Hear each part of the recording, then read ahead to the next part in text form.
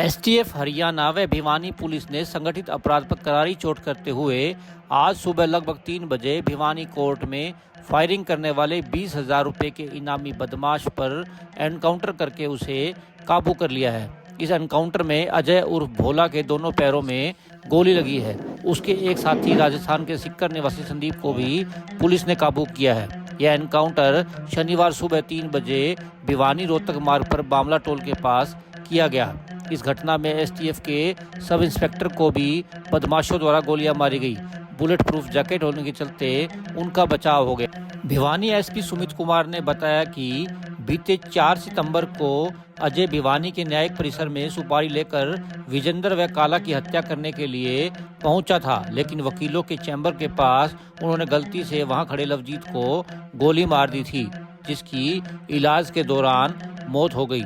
Bhiwani SP का कहना है कि संगठित अपराध को नहीं पनपने देंगे और जो भी इस तरह का अपराध करेगा वो बख्शा नहीं जाएगा। भिवानी से दीपक मुटरेजा की रिपोर्ट।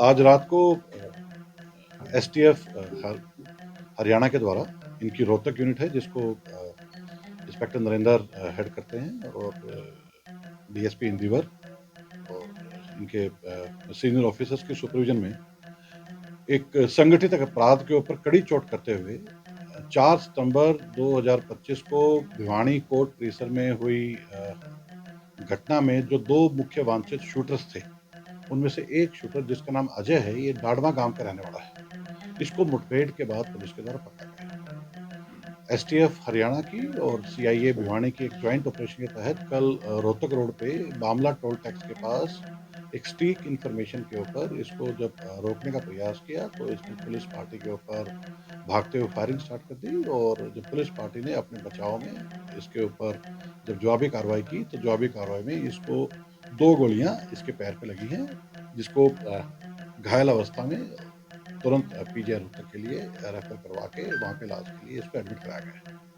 इस केस की मैं बस आपको जानकारी के लिए दोबारा याद दिला दूं कि 4 सितंबर को एक घटना हुई थी, जो कोर्ट परिसर में एक व्यक्ति की हत्या करने के लिए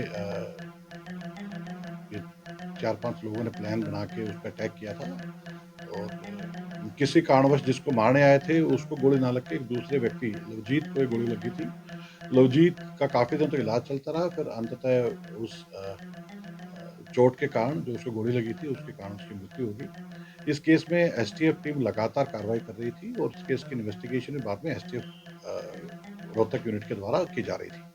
पिछले करीब 3 महीने के अथक प्रयास के बाद एक बहुत लंबी चेज, एक मैसिव ऑपरेशन एसटीएफ और भिवानी पुलिस की टीम के द्वारा चलाया जा रहा था। इसमें ऑलरेडी पहले जो एक शूटर था उसको भिवानी पुलिस की सीआईए यूनिट फतेहाबाद में मुठभेड़ के बाद गिरफ्तार कर चुकी थी, जिसको उसको भी गोली लगी थी। लेकिन ये 2 जो व्यक्ति थे, इसमें एक का नाम अजय है, ये डाडमा गांव का है, और दूसरा विकास है, ये भिवानी के काकरोली गांव का रहने वाला है। ये 2 अभी तक फरार चल रहे थे। तो उस कड़ी में एक बहुत महत्वपूर्ण सफलता ये पुलिस एसटीएफ हरियाणा पुलिस और भिवानी पुलिस के संयुक्त ऑपरेशन के तहत के लिए मिली है, और न केवल संगठित अपराध की कमर टूटी है इस एरिया में, जो व्यक्ति बाहर से बैठ के इनको हैंडल कर रहे हैं उनको भी ये क्लियर कट मैसेज है कि यहाँ पे गोली का जवाब गोली से ही आएगा, गोली का जवाब बातों से नहीं आएगा। दूसरा, अन्य भी जो अपराधी, उनके लिए भी एक सबक है कि जो ये बाहर 2-4 निकम्मे से लोग निकल गए हैं, ये वहाँ से बैठ के जो यहाँ पे लड़कों को बरगला के पैसे का लालच देके हथियारों का प्रलोभन दिखा के जो इस तरह की घटना को अंजाम देते हैं, उनका अंजाम यही होना है।